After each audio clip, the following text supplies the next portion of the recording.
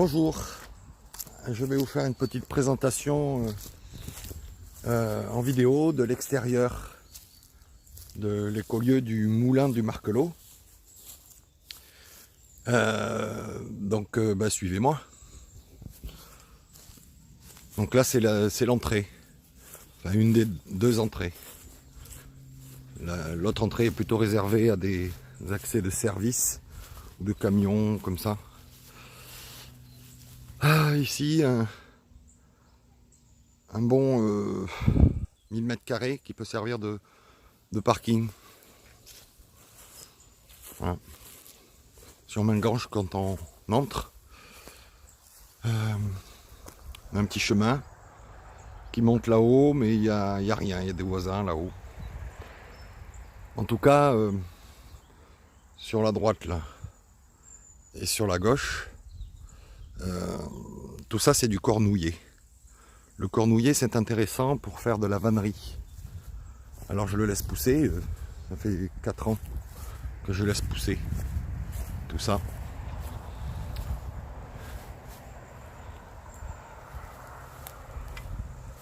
Voilà. En face là-bas c'est un centre équestre. Donc on arrive par là et on peut se garer tout du long. Là. On peut mettre jusqu'à une centaine de véhicules.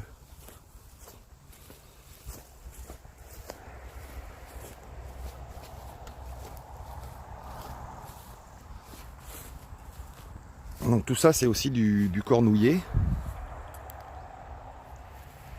Mais l'idéal c'est de faire le potager à cet endroit-là.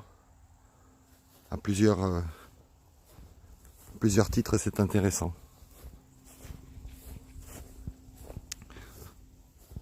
Toute cette partie-là,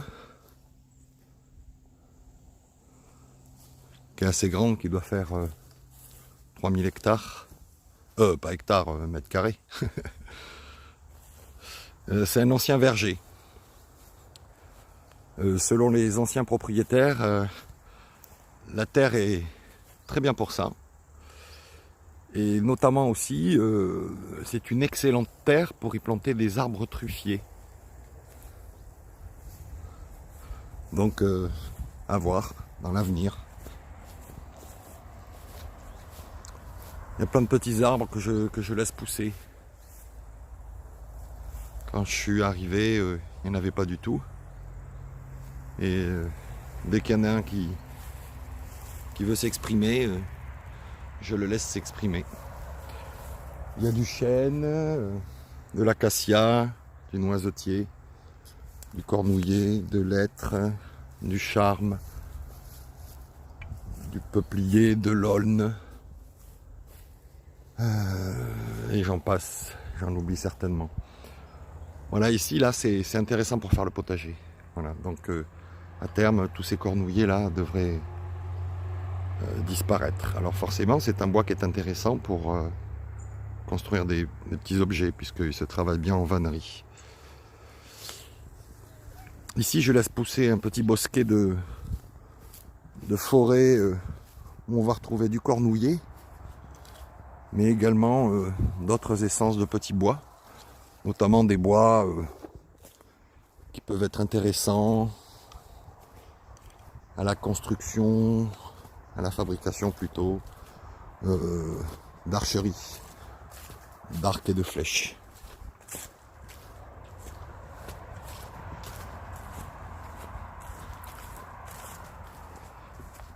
J'aime beaucoup cette voûte naturelle. C'est du noisetier cet arbre. Et je pense qu'à un moment donné, il faudra prévoir de le supporter un peu. Faire une voûte où il peut s'exprimer facilement sans craquer, quoi. Parce qu'il est vieux et relativement fragile.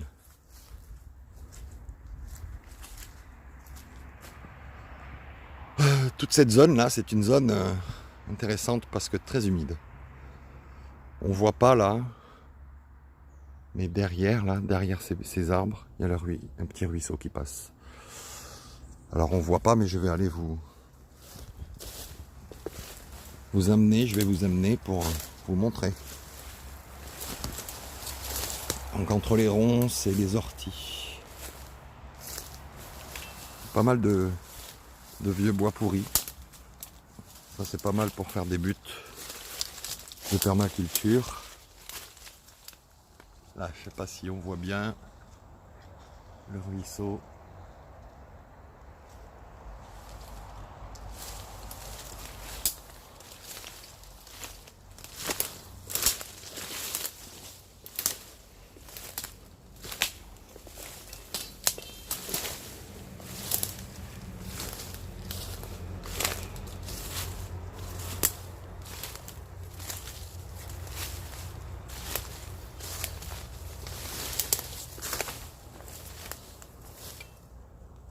Petite bambouserie de bambou noir.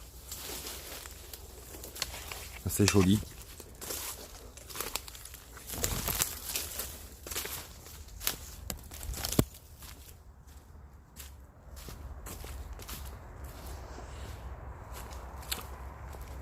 Voilà, ce qu'on vient de voir est une partie des 3 hectares, à peu près la moitié,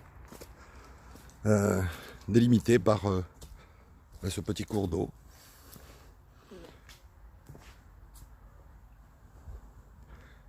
Qui autrefois alimentait le moulin, mais pas de ce côté. L'eau ici était plutôt rejetée par là. Une fois être passé dans la mécanique de la roue, elle était jetée à peu près à ce niveau-là. Et là, on aperçoit peut-être le moulin, mais on va aller voir.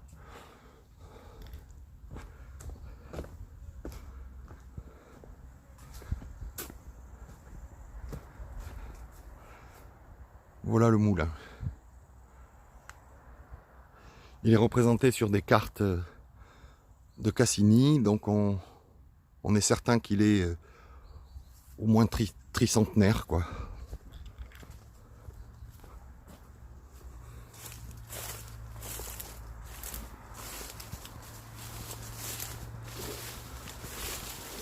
Donc l'eau était rejetée à peu près ici, là, à ce niveau-là. Et sortait de la bâtisse et de sa roue à ce niveau-là. Alors là, ça descend jusque vers là en bas. Et ici, il y a encore la roue. Enfin, disons ce qui en reste. Parce qu'il y a à peu près un tiers de la roue. Une roue en métal. Passe à travers les orties, c'est pas facile. Voilà.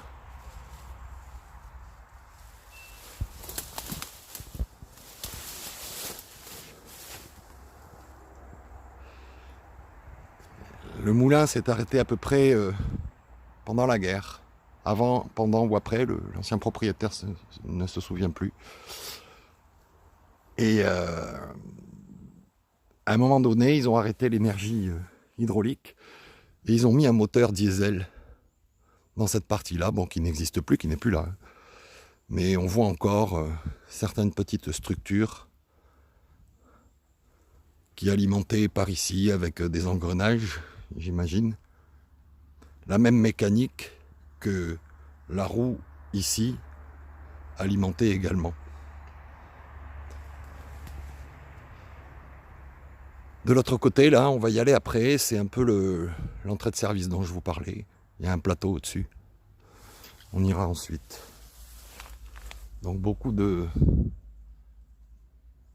d'arbres et d'essences différentes.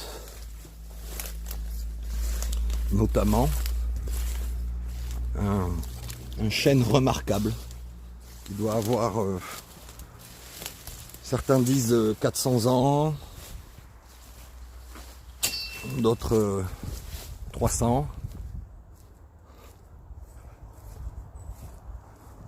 En tout cas, il est majestueux. Il est ici.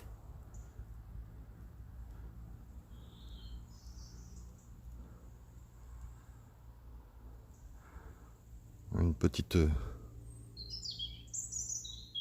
construction avec du bois mort sur lequel j'essaie de faire pousser une plante grimpante. Alors, je vais vous montrer l'ensemble de la bâtisse sous un autre angle. Et je vais m'éloigner du soleil.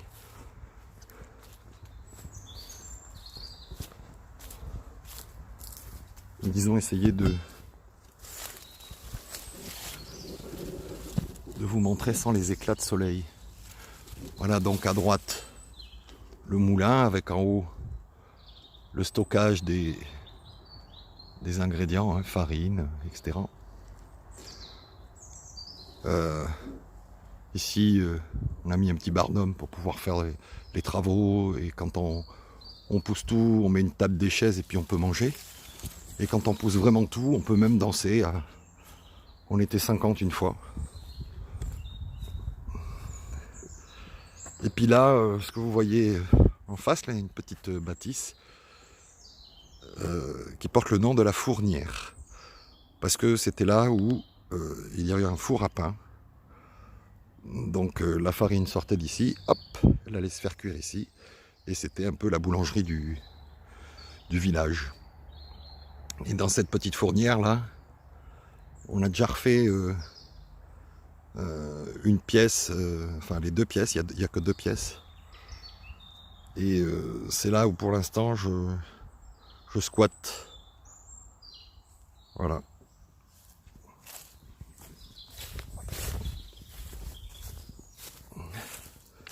Ici j'aime beaucoup cet endroit. Habituellement l'hiver, il y a de l'eau, à peu près jusqu'à ce niveau-là.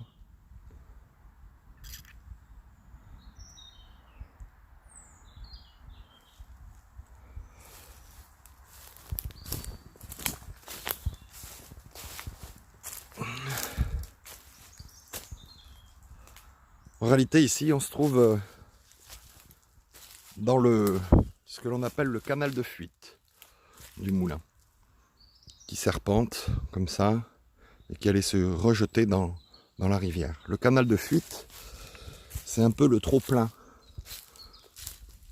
du bief du moulin. Quand la rivière était en crue, elle remplissait le bief, un assez grand bief, qui est une réserve d'eau dont se servait le meunier pour alimenter sa roue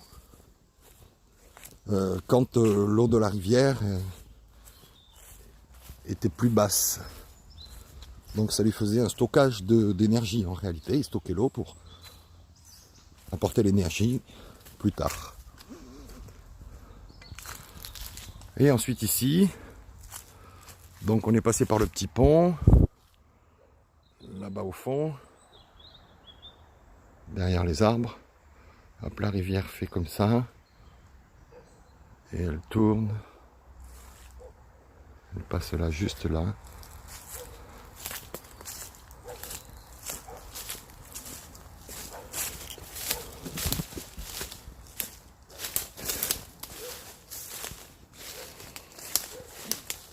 Donc après 2 mois de sécheresse, il y a toujours de l'eau, mais enfin, ça coule pas fort.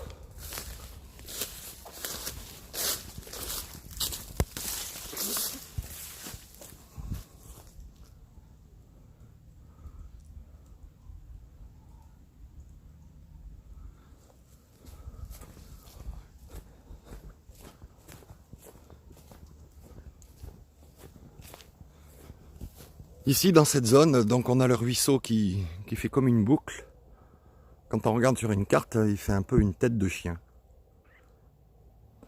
Et c'est à cet endroit-là que l'idéal est de faire le coin repos, avec des cabanes, des tipis, des yourtes, ce que l'on veut. Des petits habitats légers de loisirs. Moi j'aime beaucoup les habitats légers de loisirs éco-construits avec des matériaux trouvés sur le lieu.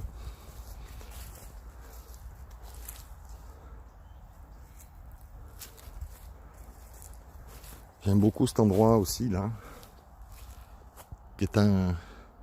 Je sais pas trop comment on appelle ce chêne. Moi je l'appellerais le chêne pleureur. Parce qu'autour de son tronc, les grandes branches forment un peu comme un sapin. Et un endroit bien sympathique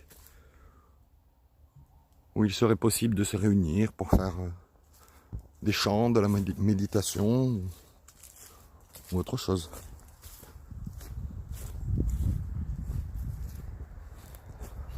Donc dans ces coins-là, il est possible de faire une cabane, ici aussi. L'idée c'est de faire 12 cabanes. Ici aussi. Là aussi.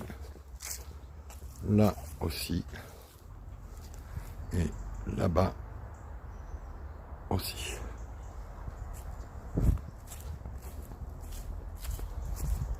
Là, bien sûr, ça fait pas 12, mais il n'y a pas que ce coin. Il y a aussi celui-ci. Et une cabane que j'aimerais beaucoup faire avec ce vieux tronc qui est tombé il y a 2-3 ans. C'est sous ce tronc là, une cabane, j'y vois bien une cabane un peu de sorcière ou quelque chose comme ça. Cette année, il y a eu ce sol aussi qui est tombé. Il a crevé. Très bizarre. Alors que il pousse à côté de la rivière, je comprends pas trop.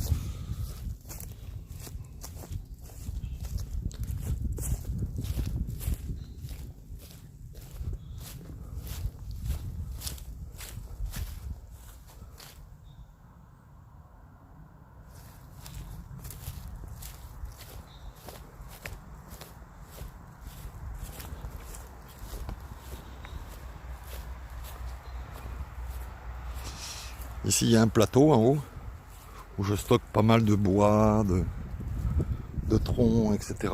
J'en stocke un peu partout, à vrai dire.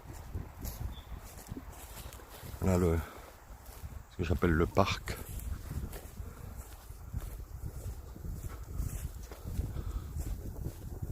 Pour le moment, les seules choses que j'ai faites, c'est un petit peu de design parc et jardin. Voilà. Tout à l'heure, je vous ai parlé du canal de fuite.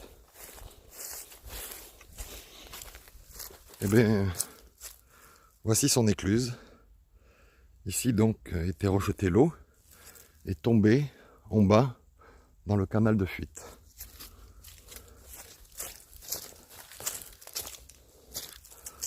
Voilà.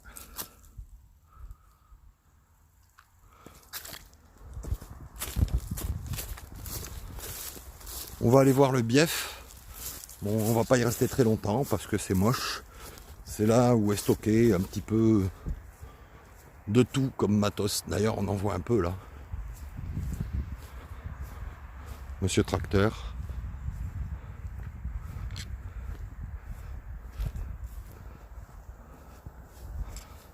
Voilà. Donc ici, là, à la place de tout ce bazar, c'était une piscine. Alors j'appelle ça une piscine pour que vous compreniez, mais ça s'appelle un bief, une réserve d'eau, qui allait jusque là, jusqu'à peu près où je me trouve. Et donc l'écluse est là. On soulevait une espèce de porte pour faire tomber de l'eau, pour faire tomber le trop-plein. Ici, les toilettes sèches, c'est les seules toilettes qui existent ici.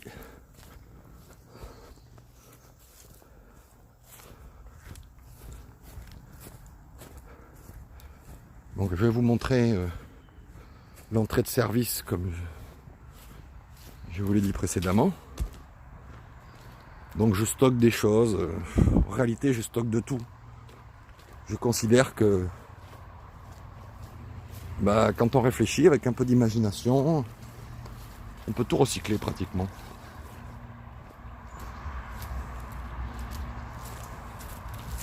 Donc là c'est un petit peu l'entrée de service.